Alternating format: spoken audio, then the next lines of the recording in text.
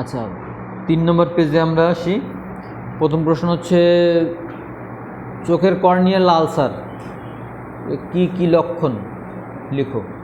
ঠিক আছে, চোখের ঘা বা কর্নিয়াল আলসার হলে যে কোনো কারণে খোঁচা লেগে, গুঁতো লেগে, ধান, গম, খড়, বিভিন্ন পোকামাকড় চোখের কর্নিয়ার ক্ষত সৃষ্টি হতে পারে।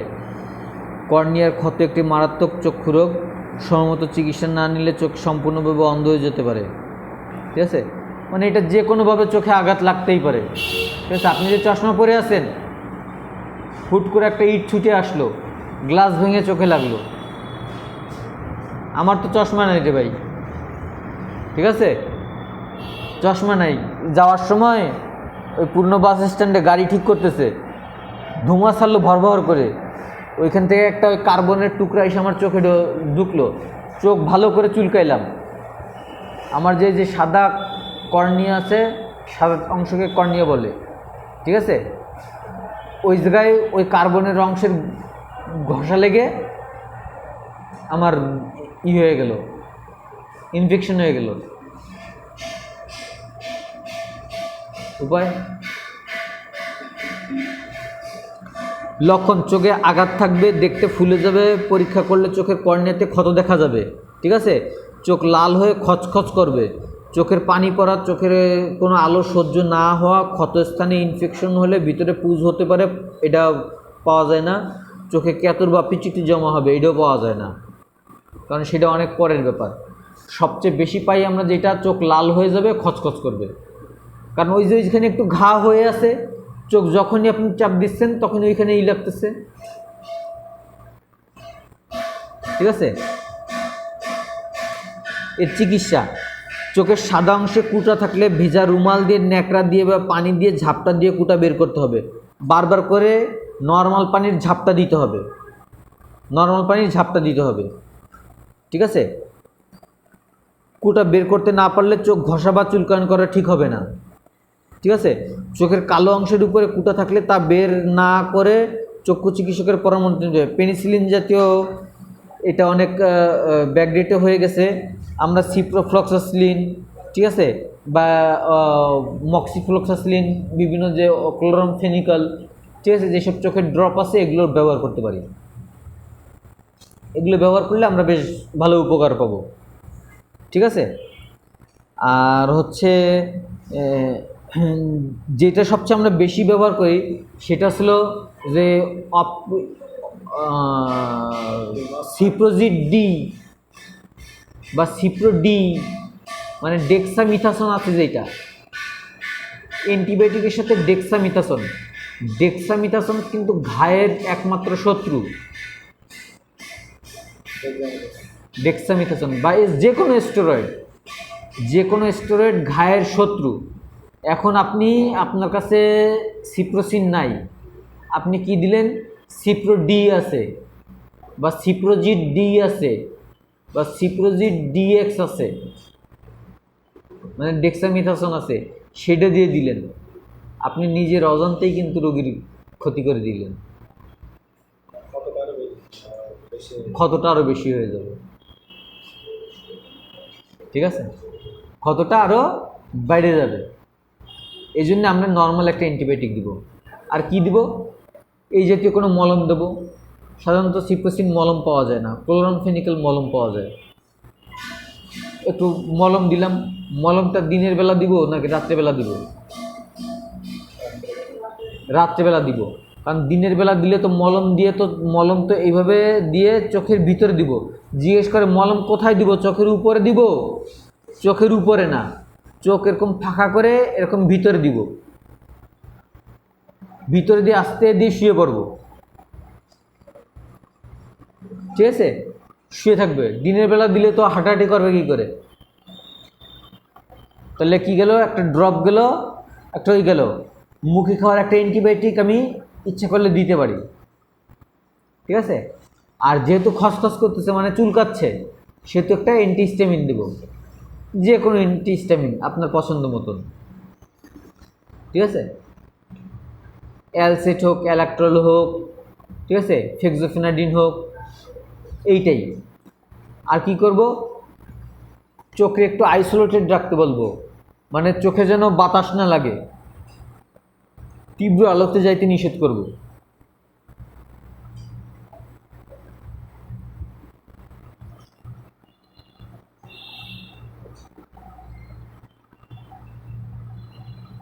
তাহলে চোখের এই বিষয়টা গেল।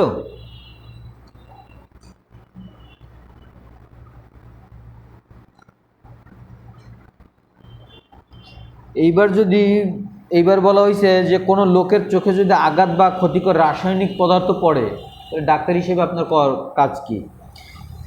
দুর্ঘটনাক্রমে চোখে আঘাত লাগা, ঘুষি লাগা, লাথি লাগা, ঢিল, বলের আঘাত, চোখের ভিতরে রক্তপাত সম্ভাবনা থাকলে রেটিনার ডিসমেন্ট নামক রোগ দেখা দিতে পারে।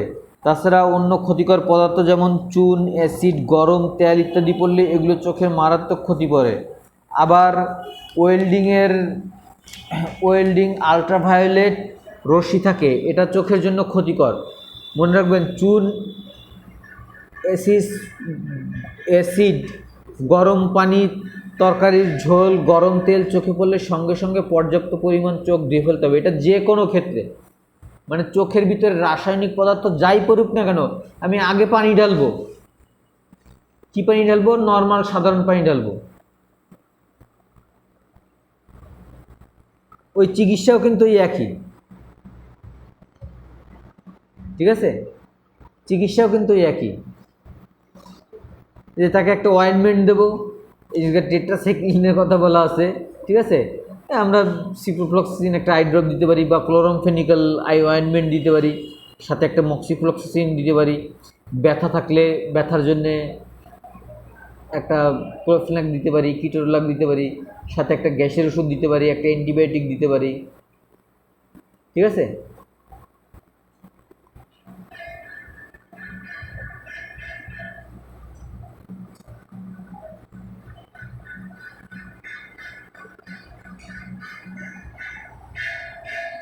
চোখ ফুলে যাওয়া, চোখের এইখানে অনেকের অঞ্জলি হয়, এটা আমরা দেখছি।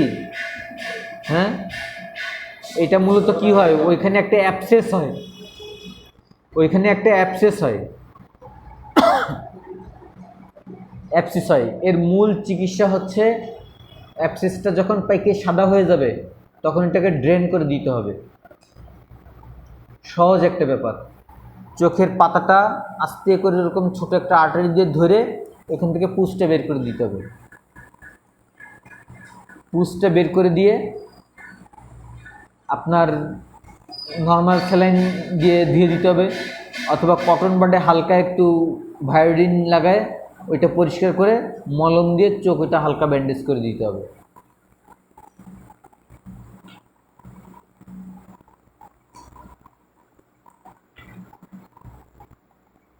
ঠিক আছে?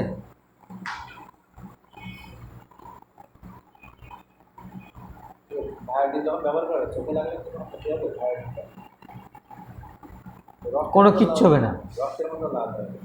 হ্যাঁ, ভায়োডিন চোখে গেলে কোনো ক্ষতি হবে না। আপনি তো এটা কটন বাডে নিয়ে সামান্য পরিমাণে দিবেন, বেশি পরিমাণে তো দিবেন না। বেশি পরিমাণে যদি যায়ও তাহলে সাথে সাথে পানি দিয়ে ধুয়ে ফেলাবেন, আর কিছুই লাগবে না।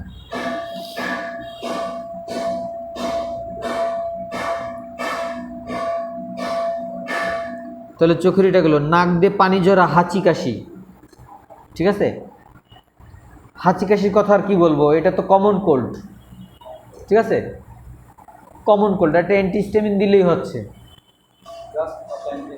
একটা অ্যান্টিহিস্টামিন, ঠিক আছে? এর সাথে জ্বর আসতে পারে, নাক চুলকাইতে পারে, ঠান্ডা হইতে পারে। হ্যাঁ, থাকতে পারে। হাঁচি কাশিটা বেশি হবে, দেখা যাচ্ছে যে দীর্ঘদিন ধরে তার ঠান্ডা কাশি বা ইনফেকশন হয়ে গেছে। হ্যাঁ, বলছিলেন যে জ্বর হলে প্যারাসিটামল 1000 mg, ওটা কি মানে সাধারণত 100 বা 101 হলে প্রথম কত থেকে শুরু করবেন?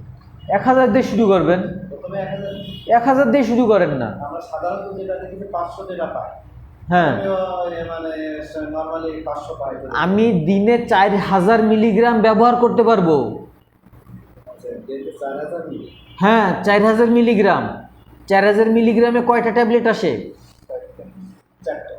চারটা। চারটে আসে কেন? 500 হলে 8টা। 8টা। মানে এটা স্যার অ্যাডাল্টদের ক্ষেত্রে 4000 সবাই অ্যাডাল্টের ক্ষেত্রে দিনে 4000 মিলি ইউজ করতে পারবে 12 বছরের উপরের থেকে।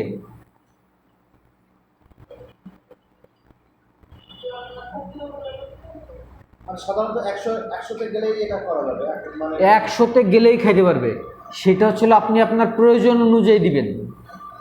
যদি স্যার এটা একটানা কতদিন করা যায়, মানে যদি না কমা পর্যন্ত? এইটা জ্বর না কমা পর্যন্ত।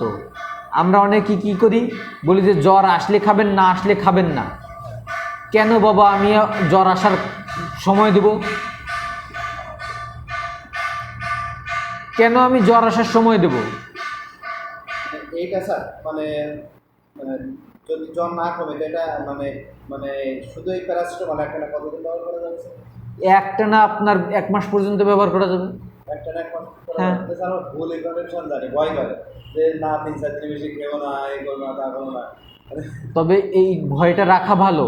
তা নইলে কিছু কিছু লোক আছে যারা সরকারি ওষুধ নেয়, এরা কিন্তু সবসময় সরকারি ওষুধ খাইতেই থাকে।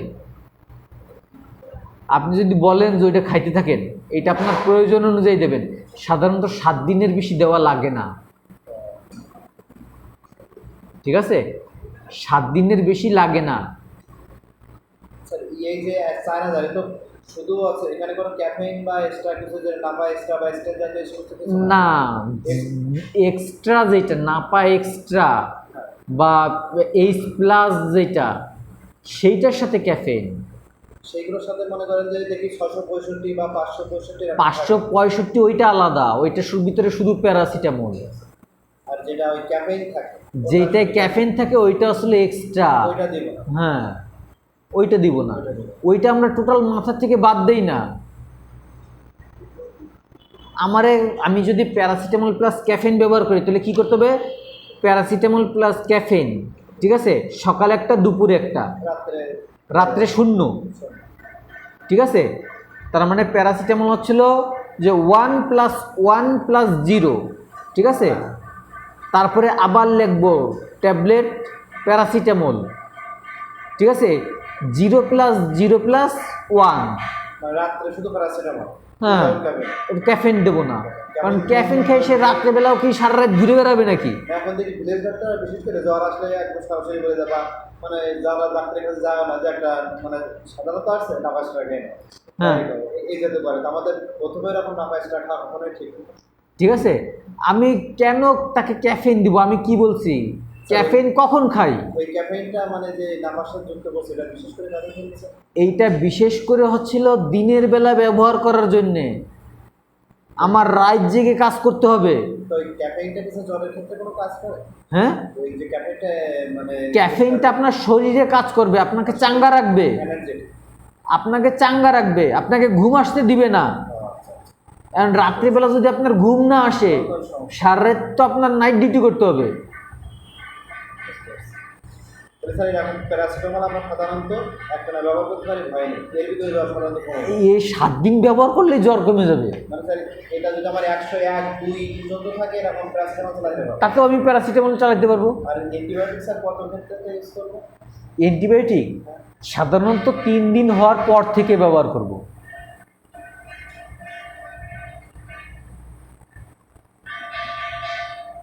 আমি কি আরো স্যার কিছু দেরি করতে পারি, যে আরো 4 বা 5 দিন আমি দেরি করবো যদি ইচ্ছা করি, তারপরে 4-5 দিন দেরি করতে গেলে রুগী বাইকে যাবে। 5 দিন জ্বর নিয়ে 3 দিন জ্বর নিয়েই বসে থাকবে না। যদি আমরা নিজেদের ক্ষেত্রে স্যার ব্যবহার করি, আমরা নিজেদের ক্ষেত্রে আপনি ব্যবহার করতে পারেন। ভাইরাল জ্বর তো 7 দিন থাকবে, ভাইরাল জ্বর 7 দিন থাকবে। 7 দিন আপনি ওষুধ খাইলেও ভালো হবেন, না খাইলেও ভালো হবেন। ভাইরাল যেগুলো, হ্যাঁ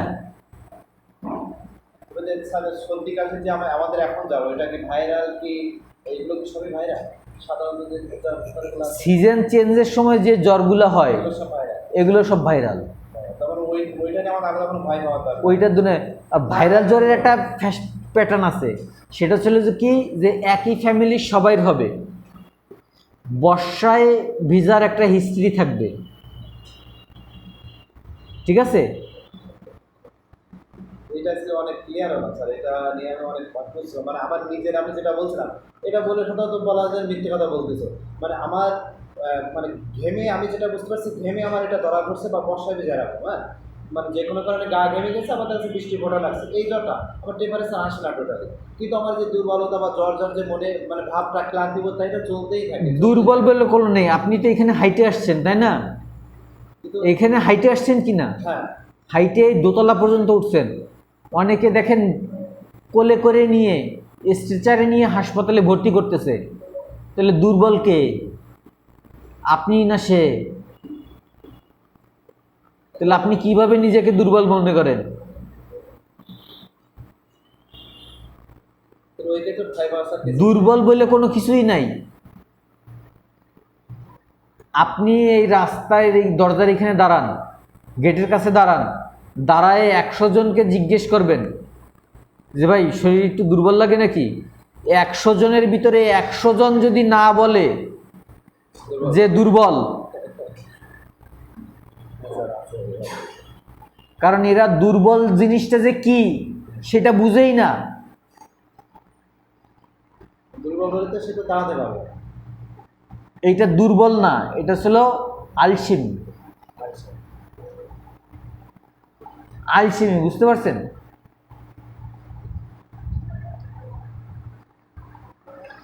তাহলে চোখের এটা কমপ্লিট, নাক কান দিয়ে পানি পড়াটাও মোটামুটি ইয়ে তো হইলো। স্যার এটা 1000 তো সরাসরি ট্যাবলেট এখানে পাওয়া যায় স্যার, এই নাপা, কোনটা? এই যে প্যারাসিটামল 1000 হ্যাঁ, নাপা 1, না পাওয়া। হ্যাঁ এইচ পাওয়ার, নাপা ONE1, ONE1 এইচ পাওয়ার।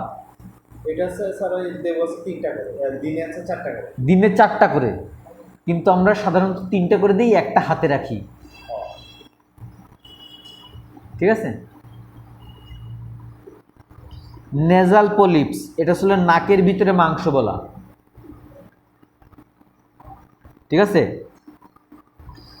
মানবদের নাক মানবদের শরীরে একটি অপরিহার্য অংশ। নাকের সাহায্যে আমরা গন্ধ ঘ্রাণ অনুভব কার্যক্রম করে থাকি। নাকের দুই পাশে দুটি ছিদ্র আছে, এই ছিদ্র মাঝের দেয়ালে নেজাল সেপ্টাম নামে একবার মিউকাস মেমব্রেন থেকে পুরাতন সর্দি কাশি থাকলে কিংবা জীবাণু সংক্রমণ হলে উহা ফুলে যায়, গোটার মতন হয় এবং ওই স্থানে অধিক পরিমাণ জলীয় পদার্থ গোটা হয়ে পলিপ দেখা যায়, যাকে নাকের মানে নাকের ভিতরে মাংস বলা যাকে বলে, ঠিক আছে?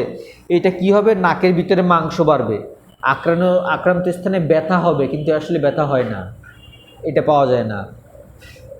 নাক ভারী বলে মনে হবে, সারা বছরই তার সর্দি কাশি লেগে থাকবে, এটাই আসলে মেন, যে সারা বছর তার সর্দি কাশি। ডাক্তার সাহেব সারা বছর সর্দি কাশি লেগে থাকে, কথা বলবে নাকে বাদায় বাদায়, শ্বাস নিতে পারবে না, অনেক সময় মাথা ব্যথা নিয়ে আসবে, কারণ তার তো যেই পরিমাণ বাতাস ঢোকার দরকার সেই পরিমাণ বাতাস ঢুকতেছে না, অক্সিজেনের অভাবে মাথা ব্যথা হয়ে যায়। এগুলো তো আমার কোনোটা নাই, কিন্তু আমার এই এক ডাক্তার বলছিল পলি, স্যার বোঝা যাবে এটা? হ্যাঁ, এটা বোঝা যাবে, আচ্ছা স্যার, এটা পরে দেখব, ঠিক আছে? নাক বন্ধ বা তাহলে এইগুলো হচ্ছিল এর ক্লিনিক্যাল ফিচার, মানে এইগুলো দেখলে আমরা বুঝতে পারবো, নাকের মাংস হইলে আমরা বুঝতে পারবো। নাক বন্ধ হলে বা চুলকালে সিট্রিজিনযুক্ত, এবারের চিকিৎসা, ঠিক আছে? এটা ওই একই জিনিস, অ্যান্টিহিস্টামিন ব্যবহার করব, ঠিক আছে? ফুটন্ত গরম পানিতে, ঠিক আছে, নেসোভাপ, ঠিক আছে, একটা সলিউশন পাওয়া যায়, অথবা মেন্থল, আধা লিটার পানি যখন ফুটবে তখন ওর ভিতরে 2-3 টুকরা মেন্থল দিব, মেন্থল দিয়ে এইভাবে তয়লে দিয়ে ঢাইকে ওইটা দিয়ে ভাপ নিব, নাক দিয়ে করে ভাপ নিব, ভাপ নিলে ওই যে ফুলা অংশটা আছে ওইটা কমে যাবে। এমনি থেকে কমে যাবে। হ্যাঁ, এর থেকে সর্দি জ্বর থাকলে সেটাও হয়ে যাবে। এই যে মেন্থল ইনহেলেশন, গরম পানিতে 4-5 দানা মেন্থল দিয়ে পূর্বে বার্স্টের ন্যায় হবে, ব্যথা থাকলে প্যারাসিটামল দিব, জ্বর থাকলে দেবো, একটা অ্যান্টিবায়োটিক দিতে পারি, সাথে কি করতে পারি, জাইলোকেন নেজাল ড্রপ, ঠিক আছে, জাইলোকেন নেজাল ড্রপ দিতে পারি বা রাইনোজল নেজাল ড্রপ দিতে পারি, ঠিক আছে। স্যার এই টেস্ট আমি কি বর্তমানে স্যার অ্যালসেটটা বেশি আপডেটেড অ্যালসেট? এলসিটির থেকেও আরও বেশি আপডেটেড আছে, রুপারিডিন আছে। রূপাটি হ্যাঁ রুপারিডিন, রূপা যেটা, ওটা ট্রেনিং দিন আর কত জানেন রূপা 10, ওই একই জিনিস স্যার। হ্যাঁ রূপা, দীপা, তো মেয়েদের নামে নাম অ্যালার্জি। হুম।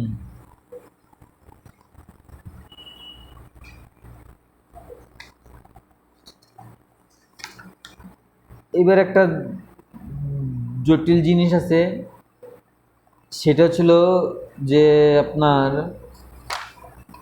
সাইনোসাইটিস, ঠিক আছে।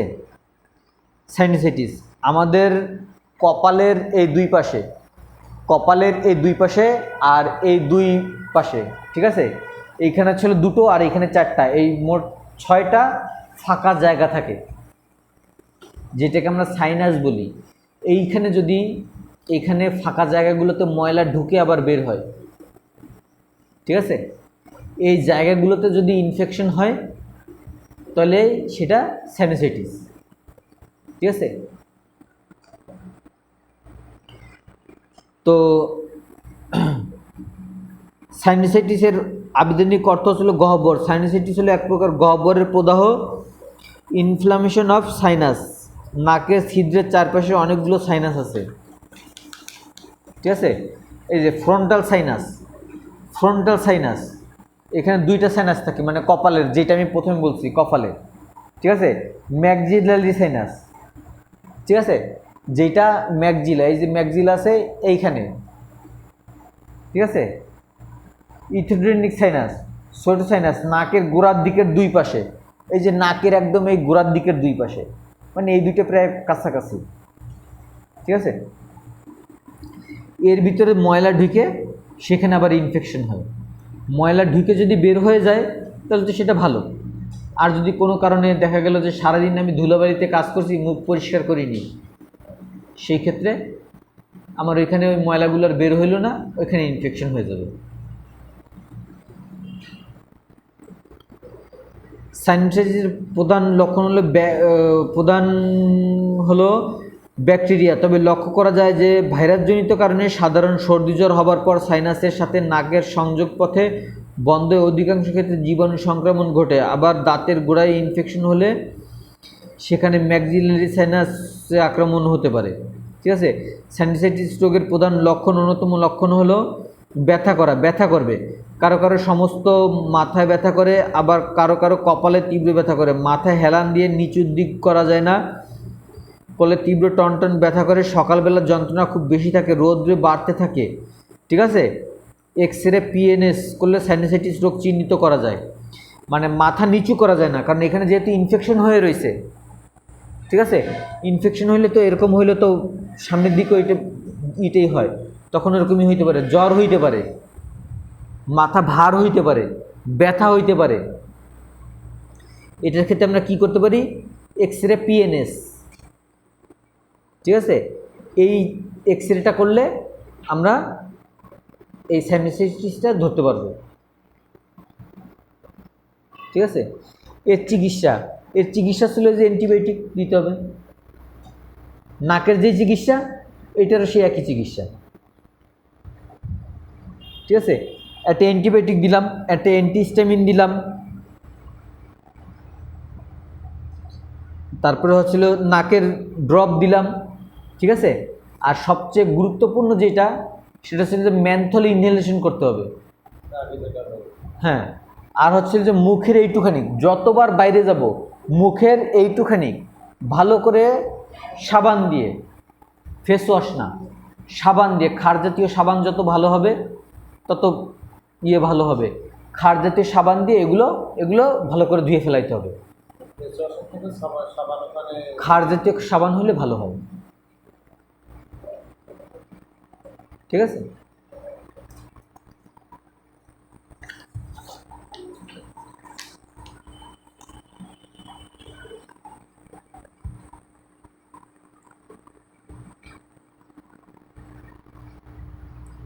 এই হচ্ছিল মোটামুটি আজকের বিষয়।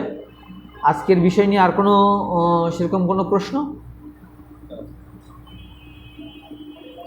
তাহলে আমরা কি শেষ করব? কারণ একদিনে এত বেশি করলে মাথায়